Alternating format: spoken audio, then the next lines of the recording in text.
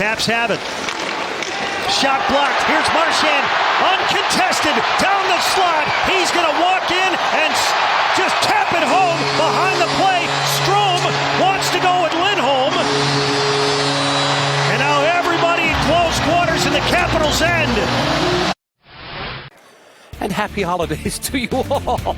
Yikes. Welcome to Bruins Overtime Live, presented by BuyAToyota.com. For offers not seen on TV, visit BuyAToyota.com. Dale Arnold, Barry Peterson here in our TD Garden Studios. This little asterisk right next to this New Year's Eve 12:30 game. I got it marked on there. It's going to be a hockey game. You said to me as the final horn sounded, that might have been the Bruins' most impressive win of the year. Yeah, it was. To me, and again, we talked about it in the pregame about this being a test. Both teams came out, and you could feel that playoff atmosphere, tight checking. Neither team wanted to give an inch.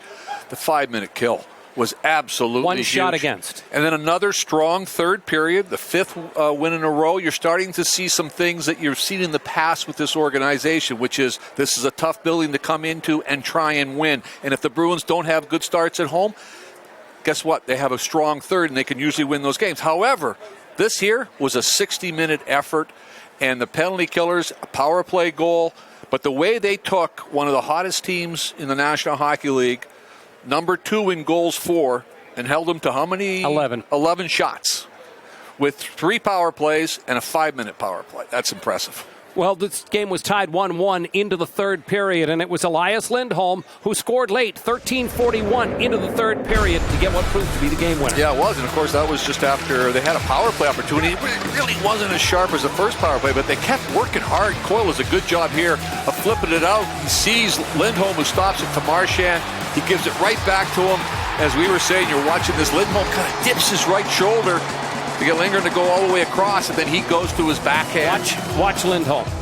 Goes by the bench, says something. That may have been involved in that scrum at the end. You don't as well. think that was Merry Christmas? I'm going to guess probably not. Okay, but here, good job by Coyle, getting rewarded here for an assist because of the back check. He was the guy that set him up. Now he realizes, Marchand, I got 2-on-1. I've just got to take a look at the defense when I'm playing with, make sure I get it by him, and let Lindholm go. But here's the great job by Coyle, winning that battle. And now through the neutral zone, Washington gets caught. You see Carlson trying to get back. He's trying to lay the lumber, but boy, what poise by Lindholm. Didn't get rattled or anything in tight. You can see Marchand looking at his defenseman, looking at the feet, looking at the stick, trying to find that area where he can get that pass through. Keeps moving his feet. What a nice play, and then Lindholm with that nice little shoulder fake. Elias Lindholm is starting to come alive. Last 5 games, 3 goals, 2 assists, plus 3. Most importantly, 15 shots on goal over those 5 games. Tonight, the game-winning goal, his 8th of the season, came in the third period. Last night, you saw or 2 nights ago, I should say, you saw the head coach Joe Sacco put Charlie Coyle at right wing on a line with Elias Lindholm and Brad Marchand. The thought was that it would help jumpstart his offense a little bit, which had really stagnated over the 5-game road trip. Well, you know what? It's working. Yeah, it really is. And it's been very noticeable the last 2 games. Why? Because the big guy, as we had talked in the pregame, is moving his feet. He's all about puck possession. Does a good job there of holding it off. Giving it to Marchand, hits the post, but he follows it up. And he's able to bang it in behind Lindgren to give them a 2-goal lead. But here you see, just again, look where it's starting, Dale. It's starting deep in their end, supporting the puck. Defenders, now all of a sudden you're going to the net. Coyle's waiting for Marchand. He races up, but he sticks with it and follows it up. To your point about adding Coyle to this line, we talked about how frustrated of a start it has been for him.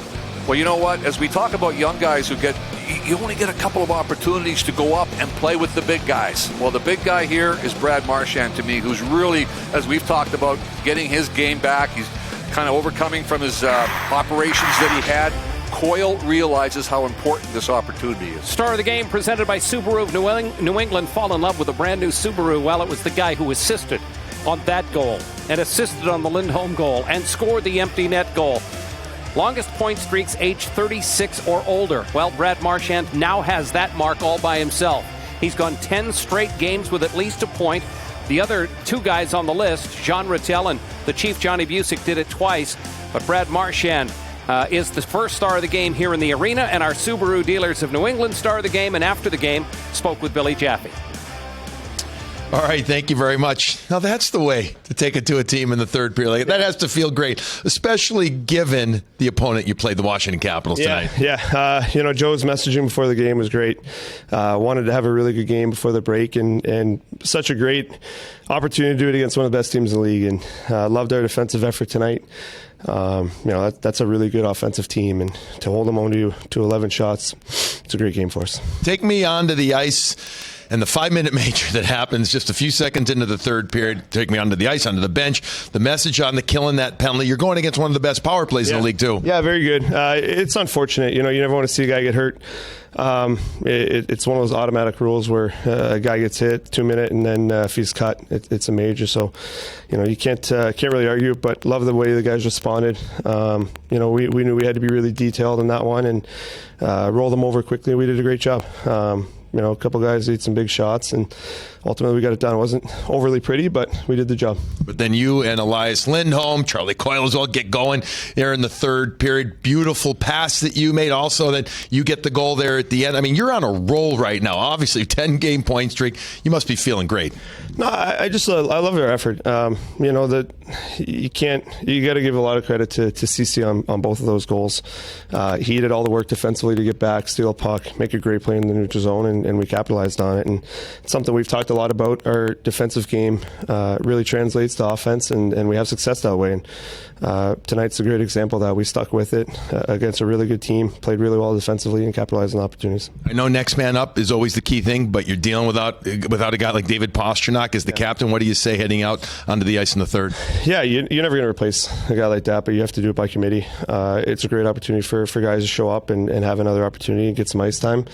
And a lot of guys played really well in the third, so it was great to see that. It's nice to have a little break here where he has some time to recover, and he'll be fine. But it was a big win for the group. All right, any shopping tomorrow? Or are you done? I'm done. Boy. Yeah, Cyber Monday. It's the best. All right, good to hear. Good to you get a little bit more of rest. Great to see you, Cap. Congratulations on the win. Merry Christmas. You heard Brad Marchand talk about the penalty against Oliver Wahlstrom, and as he said, it's an automatic call because of the cut that was suffered under the eye. Yeah, because when you look at it, as Brick has said, it happens in a kind of an odd area where you're not the usual 2 or 3 feet away. You're about 6 or 7 feet away, and it's kind of a battle right here. And he feels it coming, and so he's trying to put his brakes on a little bit, Faravari, and he loses his balance. And I think it's the last push, as we talked about, Goodale, kind of the one that was within 3 feet of the board. Right there. That last one that kind of does it. And obviously, it wasn't malice. They were battling for it. And the guy, he tries to put his feet on right here. Look, he's trying to put the brakes on. He loses his edge with the push from behind. They correctly call it a major. That way they can review it. They looked at it, and it stuck. And again, this was only 10 seconds into the third. Right? So this thing could go any way. And then the penalty killers were just absolutely spectacular. One shot on goal for the Caps during the 5-minute major. I mean, the job they did on this was as good as it gets. It was. And what I really liked about it, too, which is, Brad Marchand. This was at the beginning. Zadorov just missed that one, and they kept it down in there. They had a couple of good scoring opportunities. Brad Marchand is known, for his career around the league, especially when he and Patrice were playing together, as a great penalty killer. Not only a defender, but when he got the puck, he would put the power play back on their heels. That's what this unit did. All these penalty killers did in the 5 minutes. They didn't sit back. They did a great job of keeping Washington to the outside. They won battles like this. To the neutral zone defenseman coming late right there. Oh, they just missed it. And the fans really, really got into it. They could understand Zadorov offensively coming all the way back with the wheels. Look at the big guy. The big guy coming back. Say, Mr. Dubois, I got you, big fella. Great job. And again, this is just examples of the effort. When you read the score sheet, you say, only 3-1 hockey game. It was a great hockey game defensively, structurally. That is the way you win playoff hockey games, playing like that. And, of course, the Bruins also had to play shorthanded up front. David Pastrnak went out in the second period, did not return in the game. We saw what looked like an innocuous hit at center ice that may have been the precipitator of this. Right here, it looks, and you can just see him, like he grabs, I don't know if he's kind of his right side there a little bit. You see, as Billy had said, between the second and third, he looks like he's kind of trying to catch his yoga breath. Breathing. Yeah, yoga. You do that all the time, right? All the time, You're doing that yoga. And he's sitting there, and then I believe after this, he came out for a shift. It was maybe only on for 10 or 15 seconds and then went off all the way down. And you can see there he's checking with the trainer. The guy said, he's saying, hey, just give me a few seconds here. Let me try and breathe this yoga breathing that you do so well off. But again, it was a gut check time for the Bruins because you're as the captain said, you're not going to replace Pasta. So you got to try and do it other ways. And how did they do it? They out-defended Washington. Bruins calling it an upper body injury. As you heard Brad Marchand say, the 3-day break comes at a perfect time probably for David Pastrnak and everybody else. We've got plenty more to come on Bruins Overtime Live. We'll get dressing room reaction to the Bruins' big win tonight against the Caps. Plus Andy Brickley goes one-on-one with head coach Joe Sacco